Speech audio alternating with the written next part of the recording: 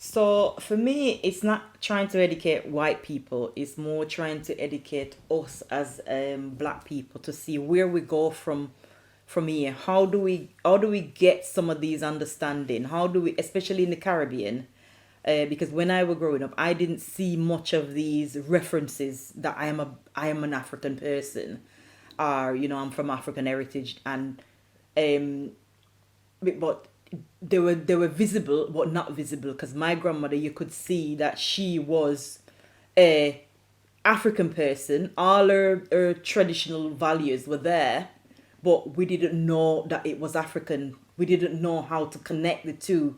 So her cooking, you could see that those were, how she carried herself, how she operated. She worked the land.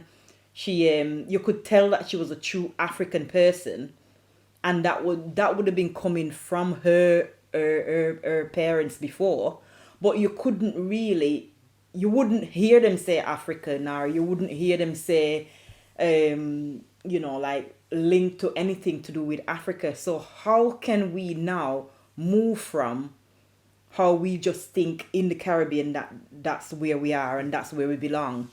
How can we move from that? How can we get our kids and our great Yeah. kids to understand that?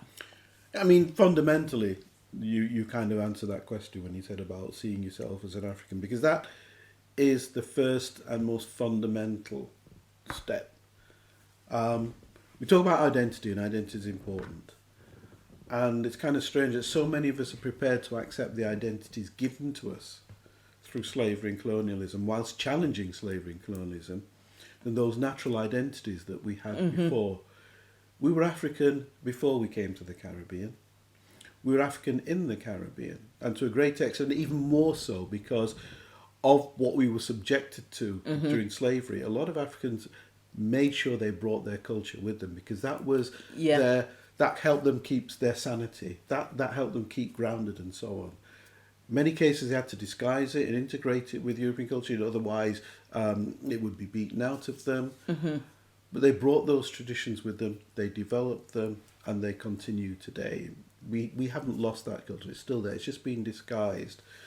Now, the thing is that people ask about why should I be African or black or whatever kind of thing, whereas black in itself was an identity given to us during slavery. Yes, there are examples of Africans being referred to as black, the land of the Zanj, which was what was a reference to Africa, particularly by the Arabs, which means black.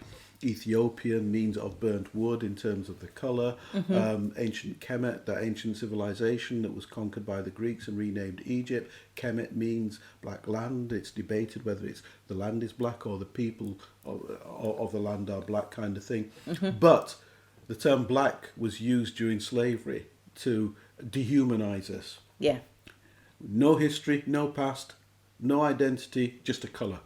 Physical descriptor, like saying that black person over there is like saying, say, I don't know, that big person over there or that short person over there, that kind of thing. But we've accepted that identity. We've turned it around and accepted it.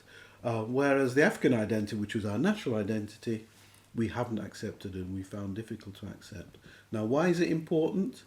I suppose I can go into that into another session. I think I will do, because that's a fairly long thing. But it is significant in terms of dealing with the issue and understanding where you are from.